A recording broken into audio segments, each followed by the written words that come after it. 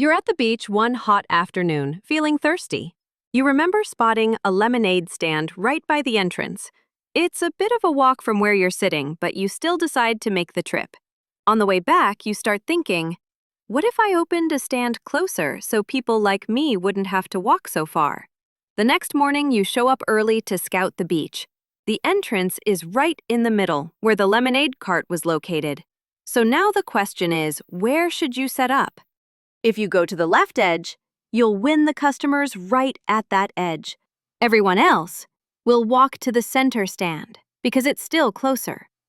If you stand in the middle of the left half, everyone on the far left end will come to you. The people between you and the very center will be split. Some go to you, some to your competitor, depending on who's closer. That means you control about 25% of the beach outright, plus you share another 25% with the competitor. So in the end, you'd get roughly 37.5% of customers, while your competitor keeps about 62.5%. Clearly, neither option gives you a fair fight. But you're still thinking about how long you had to walk across the hot sand just to reach the original stand. Here's an idea.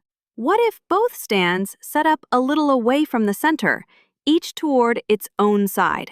But stop halfway through that move. If you set up at 1/4 of the beach from the left, and your competitor sets up at 3/4, everyone on the left half is closer to you. Everyone on the right half is closer to them. Each stand serves 50% of customers, and no one walks more than 1/4 of the beach to reach a stand. It's the most efficient and fair outcome for both businesses and for beachgoers. Of course, in real life, competitors rarely agree to this truce. They keep inching toward the center to grab a bigger share of the market until they're sitting side by side in the very center. It's not the most convenient setup for the beachgoers, but it's the natural result of competition. Think of it this way.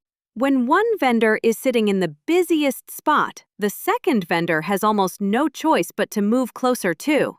And once they're side by side, location stops being the deciding factor. The real competition begins on price, service, or quality.